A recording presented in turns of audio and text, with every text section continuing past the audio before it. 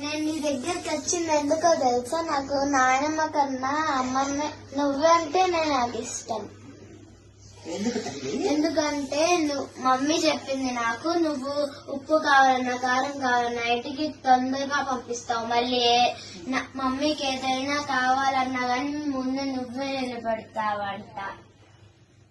అందుకే మళ్ళీ నాయనమ్మ ఎందుకు నచ్చదంటే ఊరికనే ఇంట్లో వచ్చారు అసలు మమ్మీకి వెళ్తే చెయ్యదు.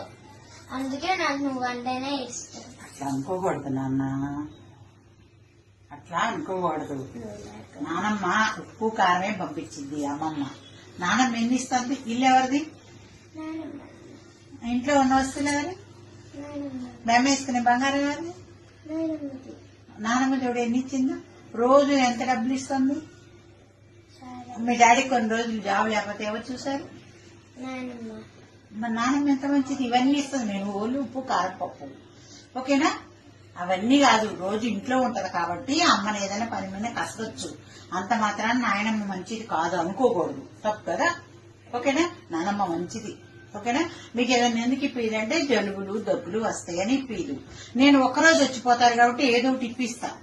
మళ్ళీ ఇక్కడ జ్వరం వస్తే కూడా నాయనమ్మే చూపించింది కదా మీకు.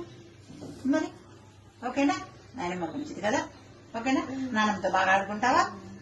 ఓకే తల్లి, ఓకే చూసుకుంటా. ఓకే, ఆమె ఏం అడిగిద్ది? మంచిగా 2 మాటలేగా అడిగేది. ఓకే అమ్మా. హలో, ఏం చేస్తున్నావు అమ్మా? మీ ఆయన వచ్చి అమ్మాయిని తింటే వెళ్ళాడమ్మా. చూడు, ఆ చిన్న పిల్లకి నువ్వు మీ అత్తగారి మీద ఏమి చెప్తున్నావు పిల్లలకి? అది నానమ్మ అంటే ఇష్టం లేదు, అమ్మమ్మ అంటే ఇష్టం అంది. అలా పెంచకూడదు. మీ నానమ్మ గురించి ఎప్పుడైనా నేను మీకు తప్పుగా చెప్పానా?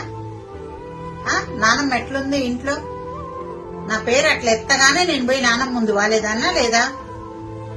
మరి మీ నాన్నగారు నాకెందుకని తెలివిస్తాడు? వాళ్ళ ఫ్యామిలీని బాగా చూసుకుంటాను కాబట్టి. మీ బాబాయిలు గాని, మీ నానమ్మని గాని, మీ తాతగారిని గాని నేను ఎక్కడ చూసుకున్నాను? అవునా? చూసుకున్నందువల్ల నేను ఎంత ఆనందంగా ఉన్నాను.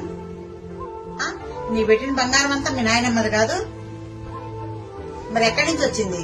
అమ్మమ్మ ఏదో 2 వస్తువులు ఇచ్చి పంపించింది ఆ రోజు నన్ను కాపురానికి. నేను ఎప్పుడన్నా మీరు అట్లా అనుకున్నారా? అలా చెప్పకూడదమ్మా. పిల్లల ముందు మీ అత్తగారి గురించి ఏ రోజు కూడా తప్పుగా మాట్లాడద్దు. ఉంటాను మరి.